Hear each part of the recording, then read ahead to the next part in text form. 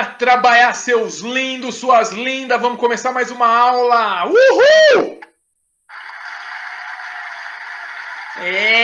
O auditório aqui ficou felizão. Bora trabalhar, meu povo. A gente começa a falar de Cuba. Cuba. Aquela ilha ali do Caribe, América Central, que é uma pendenga geopolítica com os americanos. Vamos ver o que nós podemos entender sobre a breve história de Cuba e sobre a relação geopolítica dela com os americanos? Bora trabalhar então. Bora falar de Cuba.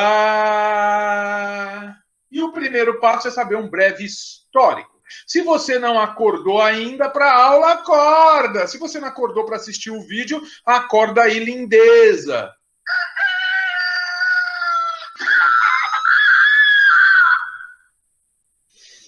Bora falar da história de Cuba. Gente, para começar, a gente tem que lembrar que Cuba tornou-se independente de fato só no início do século XX.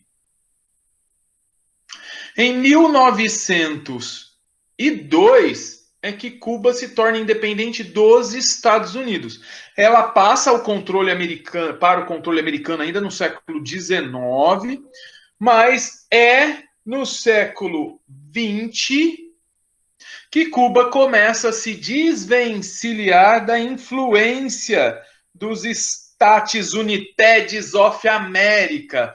Mas não se desvencilha de uma maneira simples e fácil, não. Consegue a independência em 1902, mas permanece como intervenção americana dentro da sua constituição de país independente até 1934. Pois é, os americanos colocaram emendas na Constituição da Cuba, né, da ilha de Cuba, independente, uma interferência chamada Emenda Platt, que garantiu o controle dos Estados Unidos até este momento histórico, até 1934. E só aí, só neste momento, é que Cuba consegue, então, sua real independência, em 1934. Ah, Paquito, então ela conseguiu independência de fato? Será, lindeza? O que você acha? Cuba torna-se, então, uma nação governada por um ditador que ficou conhecido na história como Fulgêncio Batista e que corta a tal Emenda Platt, muda a Constituição e a Emenda Platt, que era aquela lei que dava aos Estados Unidos o direito de intervenção na política de Cuba, quer dizer, não era uma independência então, né? Mas em 1934 essa lei é mudada e Fulgêncio Batista assume de forma ditatorial. E ele era um fantoche, um bonequinho controlado pelos Estados Unidos. Quer dizer, ele retira a lei que dava aos Estados Unidos o direito de intervenção sobre a política de Cuba, mas ele governa Cuba para os norte-americanos, para o interesse norte-americano. Estranho, não? É uma situação meio complicada aí, né? Peraí, torna-se independente ou não torna-se? Até 1958, Fulgêncio Batista governa Cuba, mantendo as principais áreas produtivas agrícolas de Cuba sob controle de capital norte-americano, era dos Estados Unidos ou de americanos, a produção agrícola, as principais indústrias, o próprio sistema turístico estava todo controlado por iniciativa privada norte-americana. A classe média de Cuba era uma classe média meio fisiocrática, meio interdependente à classe média norte-americana. Cuba praticamente era um estado norte-americano, assim, era uma extensão dos Estados Unidos. E era uma ilha que era muito utilizada para turismo de jogatina, turismo ilegal, de consumo de álcool, que na época, antes disso, era proibido nos Estados Unidos, e turismo sexual. Dá para dizer que Cuba era o bordel dos americanos, era tratado dessa maneira. Então, o povo cubano, que quando conseguia viver desse dinheiro do turismo, ainda aceitava essa situação, quando não, era um povo que não tinha amor próprio, dá para dizer. Não tinha esse sentimento nacionalista saudável de não permitir-se ser explorado nesses níveis deploráveis pelos americanos. Cuba era um bordel dos Estados Unidos.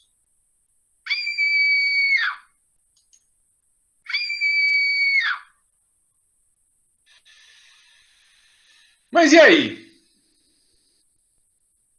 O que aconteceu que mudou significativamente essa história?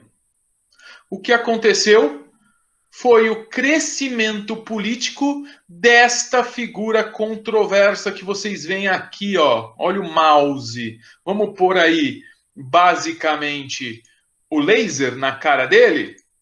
Olha o apontador laser aparecendo aqui, ó. Esta figura, Fidel Castro, irmão do Raul Castro, ele, que estudava numa escola católica, era um garoto de classe média cubana, estudou para ser advogado, um cara que tinha uma eloquência, uma capacidade retórica brilhante, uma pessoa inteligentíssima, ingressa na militância escolar, na militância estudantil e passa a questionar a política do país governado pelo ditador Fulgêncio Batista, que é esta figura que está aqui. Fidel Castro, então, lá por volta de 1954, se contrapõe ao Fulgêncio Batista, tenta um golpe de meia dúzia de malucos para derrubar o ditador, é preso, fica por quase 2 anos na cadeia. Ele que já era casado e que tinha uma filha recém-nascida, filha esta que, depois que ele foi preso em 54, mudou com a mãe, que era de família rica cubana, para os Estados Unidos. E hoje, se você vê uma entrevista da tal filha do Fidel Castro, é essa filha que fala horrores dele. Ela fala, nossa, é até difícil de assistir, de tanto que ela destrói a figura do Fidel, por conta dela ser muito pequena e nunca ter tido contato com ele, e não entender essa postura política dele, né? Ela fala muito mal dele ainda hoje. Por outro lado, os filhos deste outro cara aqui, que eu vou colocar nessa história já, Ernesto Guevara, o Che, filha do Che, que mora em Cuba ainda e que foi praticamente criada como sobrinha pelo Fidel. Quando você vê a entrevista dela, ela fala o quanto este cara foi importante na vida dela. Então, quer dizer, tem um documentário chamado Fidel, o Mito e o Monstro. É um documentário português que fala exatamente isso. Fidel era um ser humano ditatorial, violento, que perseguia implacavelmente seus inimigos, uma ditadura de esquerda ferrenha, mas que se preocupava com o povo em termos econômicos e sociais e que era uma pessoa extremamente bondosa quando você não o confrontava politicamente. É aí que está a questão. É um monstro, de um lado, mas é uma pessoa bondosa de outro. É o Fidel. O mito e o monstro.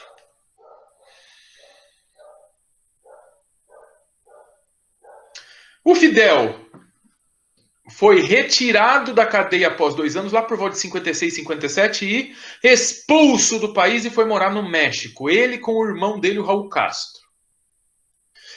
Lá no México, ele começou a participar de um grupo de ativistas que simplesmente lutavam para a queda do Fulgêncio Batista. Eram mexicanos, cubanos e latinos que tinham um ideário esquerdista, meio que socialista, influenciados pelo marxismo, e que se reuniam para confrontar, basicamente, Fidel era o grande líder desse grupo para confrontar o Fulgêncio Batista. E é nesses termos que o Fidel, então, passa a conhecer um dos caras mais importantes da história de Cuba. Esse cara que está aqui, ó, com o laser apontado para ele, que é o Ernesto Che Guevara, um argentino. Aliás, tem uma sequência de filmes maravilhosos sobre ele. Tem um filme que chama Che, A Revolução, Che,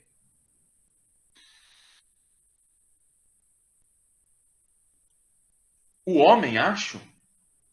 Pois eu passo direitinho aí nas descrições do vídeo, eu passo direitinho para você o nome. Che o Revolucionário, lembrei. Che o Revolucionário e Che a Revolução, acho que é isso. Então, basicamente, vídeos que vocês podem assistir para entender a trajetória deste cara e da Revolução Cubana, que era uma revolução que queria derrubar um ditador que não dava valor ao país. A princípio é isso, não quer dizer que depois não deu tudo errado.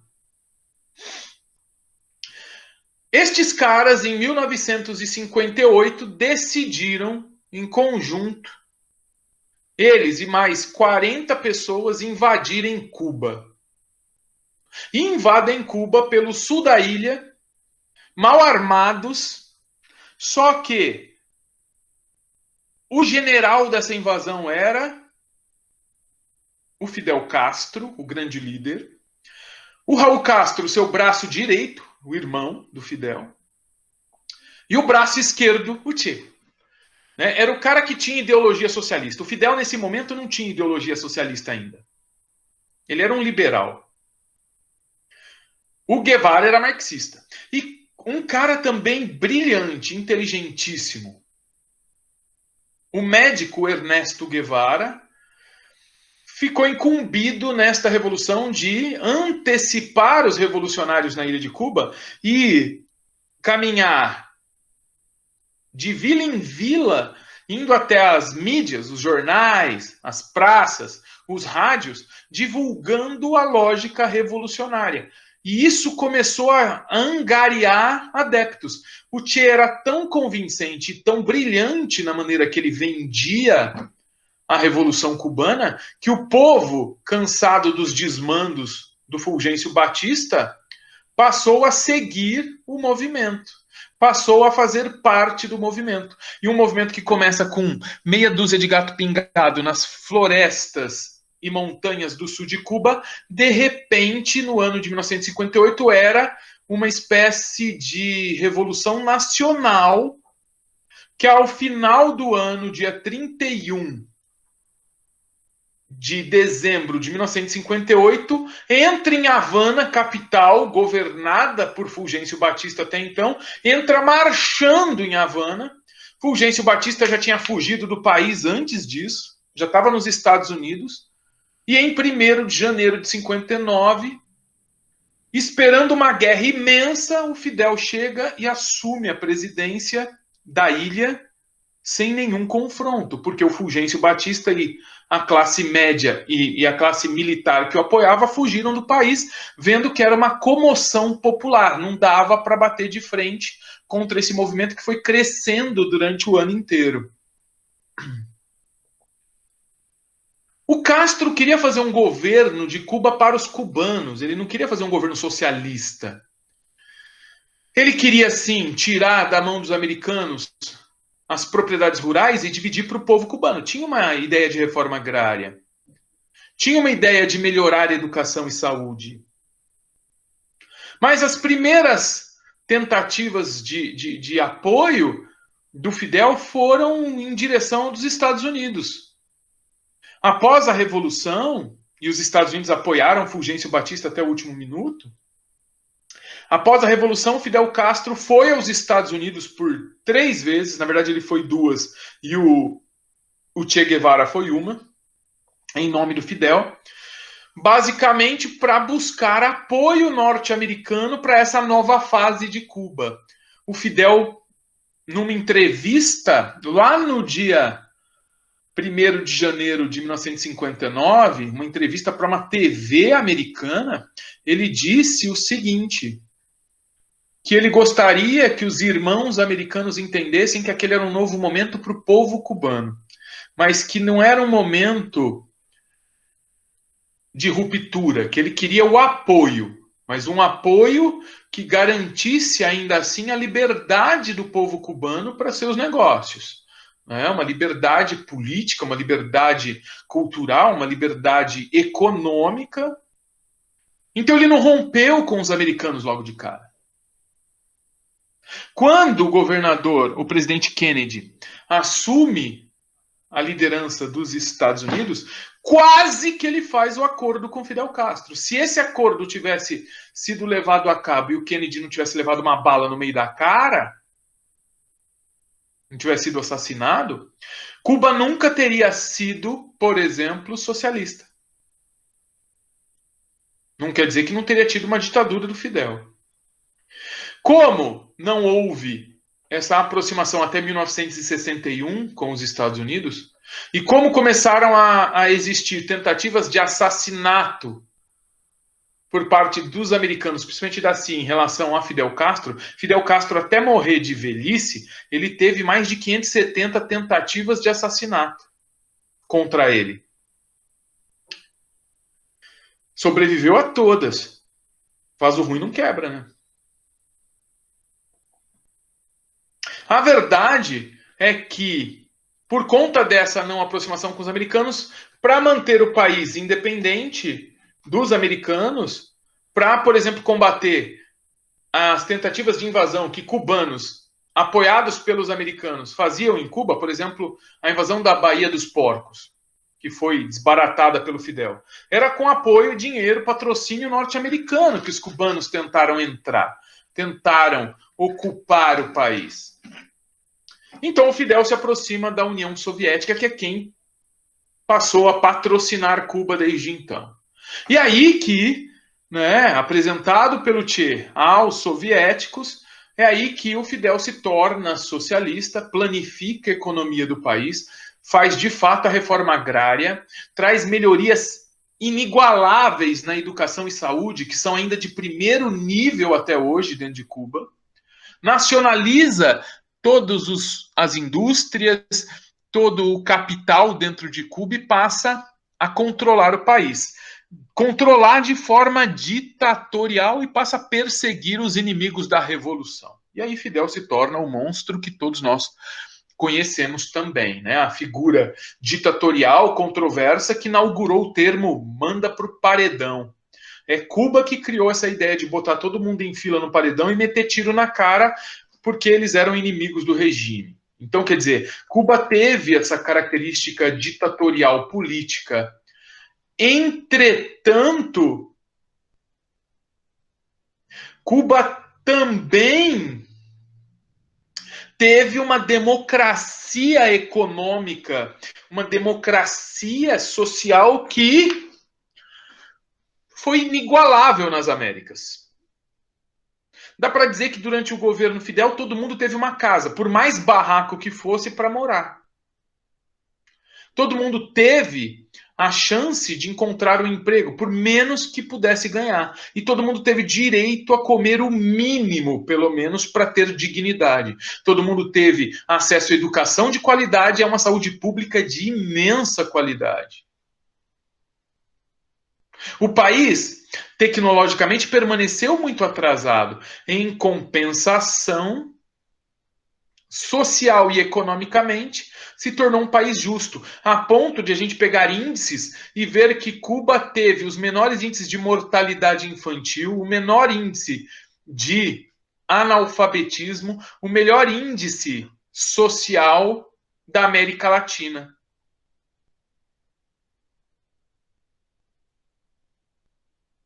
Com níveis superiores, muitas vezes, nesses quesitos, dos Estados Unidos. Então, Cuba foi, sim, uma nação que não teve liberdade política, mas teve igualdade econômica. Ah, todo mundo foi igual ao pobre. Ninguém. Na Cuba não tinha, além dos membros do Partido Comunista, essa é uma crítica também, né? Cubano. Cuba não teve milionários, nunca. Agora está tendo. Mas enquanto houve o governo de Fidel, até os anos 90, pelo menos, Cuba não teve grandes diferenças econômicas, sociais. Porém, era um país de população pobre, mas jamais miserável. Cuba teve qualidade em setores sociais absurdamente importantes, econômico, educacional, médico, até nos esportes. Claro que o Fidel implantou sua ideologia, se perpetuou no poder, mas, por mais que tivesse havido controle ideológico, dá para dizer que até os anos 80, Fidel era o pai da nação cubana. Ele era amado, por mais que o populismo aqui tenha refletido nesse apoio popular, ele tinha apoio popular maciço. Porque as pessoas lembravam como Cuba era antes de Fidel e o que Cuba se tornou depois. E para a população cubana, para a maior parte, pelo menos até os anos 80, a vida tinha melhorado muito em relação aos anos 50. Mas para os jovens cubanos, o que eles lembram e o que eles lembravam do Fidel era só a ditadura.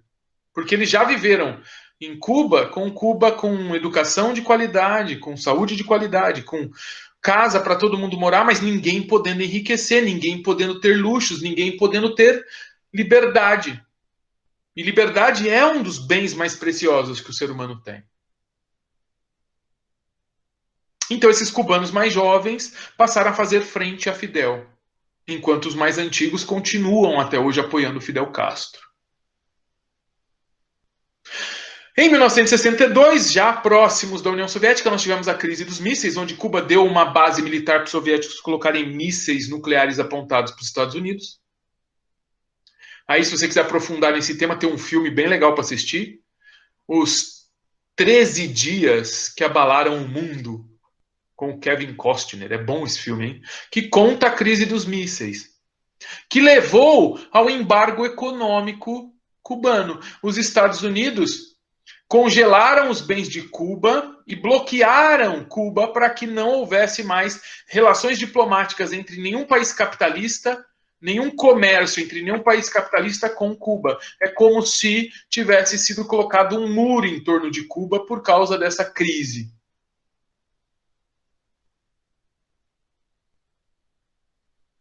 E é isso, exatamente isso, que, de certa maneira, o Papa, o atual Papa, o Papa Francisco, tentou romper logo no primeiro ano de papado. Ele tentou interferir, fazendo a mediação entre o governo do até então governante Raul Castro, irmão do Fidel, e o governo do Obama, para que Estados Unidos e Cuba se aproximassem e para que o embargo econômico e político fosse desfeito. E pela primeira vez em 50 anos, houve o aperto de mão entre o Obama e o Raul Castro. Que tem uma charge aí fazendo piadinha, né? Mas o Obama apertou a mão do Raul Castro. Aliás, o Obama é quem estendeu a mão para o Raul Castro, mostrando num gesto nobre político de, beleza, eu não concordo com o que vocês fizeram na ilha, porque vocês foram uma ditadura, mas beleza, vamos negociar a reabertura, vocês fizeram muitas coisas boas pela ilha também. A verdade é que o Fidel se perpetuou no poder com violência e com controle educacional. Essas são as fases, né? Do Fidel advogado revolucionário, do revolucionário de esquerda, do governante, do ditador esse que está com o charuto é o grande ditador, e aí o Fidel já idoso e aposentado com uma roupa que ele adorava usar, que era da Adidas, olha só. O Fidel aqui bem velho, já no final da vida, aposentado, e o irmão dele como governante no lugar dele, o Raul Castro. A verdade é que quando a União Soviética ruiu nos anos 90, o Fidel, que era governante até então, o Fidel governa até basicamente 2008, tá? Então, de 1958 a 2008, por 50 anos ele governa a ilha. Governou a ilha durante o isolamento político e econômico imposto pelo embargo econômico norte-americano, que ficou conhecido como embargo econômico, mas é uma lei, é um conjunto de leis dos Estados Unidos que precisam ser derrubadas. Por isso que Obama não conseguiu derrubar, porque não depende dele, depende do Congresso. É a lei Torricelli e a lei Helms-Burton. São leis internas dos Estados Unidos que não tem nada a ver com a física, né? Nem com as exatas, e que são leis, porque Torricelli também tem nas exatas, né? Mas, enfim, é que é uma lei que garante o intervencionismo norte-americano frente aos países que queriam querer comercializar com Cuba. O enfraquecimento da economia dependia, portanto, desse embargo e, digamos que desde então, Cuba sobreviveu muito com apoio de dinheiro financeiro e econômico da União Soviética. Só que quando a União Soviética, em 1992, acaba também o patrocínio. E aí o governo Fidel passou a ter que criar alternativas para Cuba sobreviver. E quais foram as reformas que o Fidel fez, né, de 92 até 2008? Passou a permitir mais viagens de estrangeiros para dentro de Cuba, para incentivar, basicamente, o turismo interno, criou uma moeda para os turistas, o CUC, Câmbio Único de Cuba, né? Então essa moeda era praticamente o dólar cubano, enquanto os cubanos recebiam com o dinheiro local os seus salários, que valia muito menos do que o CUC, o setor turístico, que já tinha iniciativa privada, porque desde os anos 90 o Fidel permitiu que empresas privadas assumissem muitas vezes áreas de controle do turismo, podiam receber e pagar em CUC, que era uma moeda mais valorizada. O Fidel também permitiu, por exemplo, que propriedades privadas surgissem em Cuba. Quer dizer, olha as reformas pró-capitalistas que Fidel começou a implementar. Permitiu que cubanos do exterior mandassem dinheiro para os seus parentes dentro de Cuba. Antes não era permitido. E começou a dado momento da história, olha só, um dos produtos criados pelo Fidel, pós anos 90, foi vender aquilo que Cuba tinha de melhor, que era educação. Vender profissionais que eram maravilhosamente competentes em Cuba. Então, o que Fidel passou a vender? A mão de obra dos médicos. E aí os países que pelo mundo precisaram de médicos eficientes passaram a comprar de Cuba esses médicos. Mas era tráfico humano? Não. Os médicos se inscreviam no cadastro do governo para morar fora e receberiam o salário pago pelo governo que comprou o tal médico de Cuba. No Brasil, esse programa chamou-se Mais Médicos. E aí o Brasil, então, pagava o salário do médico, combinado antecipadamente com o médico, então o médico sabia quanto ele ia ganhar aqui, e o Brasil pagava uma sobretaxa do mesmo valor para o governo de Cuba. Então, a ideia é a seguinte, o médico custava para o Brasil 20 mil reais. 10 mil era o salário do médico, e 10 mil o Brasil pagava de taxa mensal para Cuba, que formou esse médico. Então o médico aceitava antecipadamente isso. E aqui qual era a crítica no Brasil, né, sobre as pessoas que não conheciam esse sistema? Primeiro, que o médico cubano era despreparado. A medicina de Cuba é uma das melhores do mundo. É uma medicina diferente, não é aquela medicina do Dr. House. Eu vou solucionar o problema, vou tratar a doença. Não, os caras tratam a saúde. É uma medicina preventiva e muito brilhante, muito eficiente. Esses médicos já sabiam quanto iam ganhar. E qual era a crítica, a segunda crítica? ele vai vir aqui, vai ser escravo, porque ele não vai receber o salário vai para Cuba. Não vai. Ele recebe o salário que foi prometido para ele aqui e fica com ele.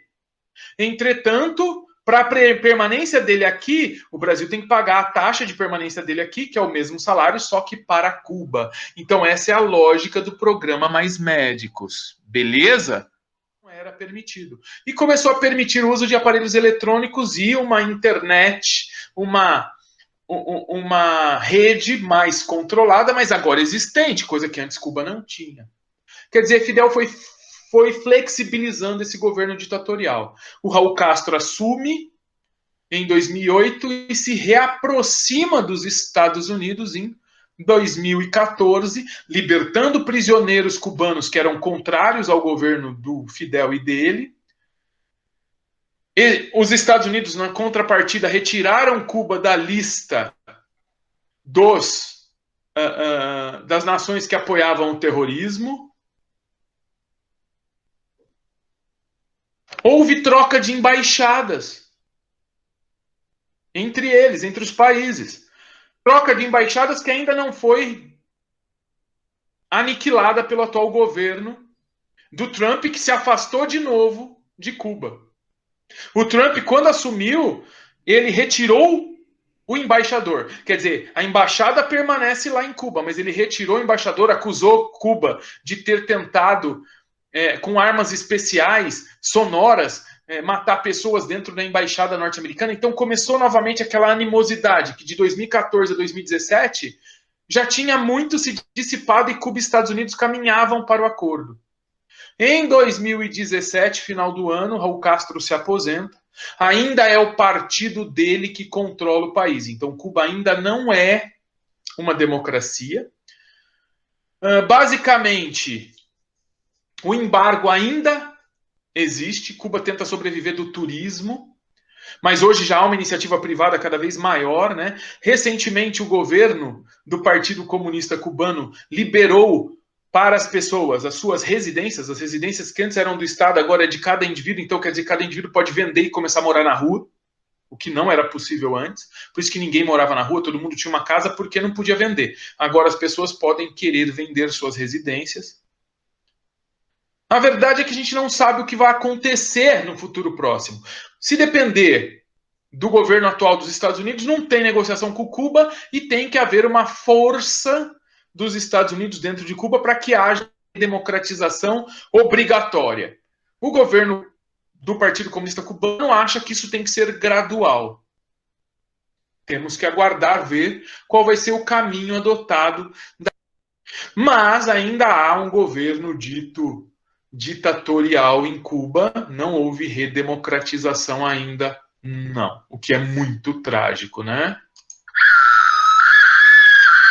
E se você for contra o governo ainda, é bem possível que ele vá descer porrada em você.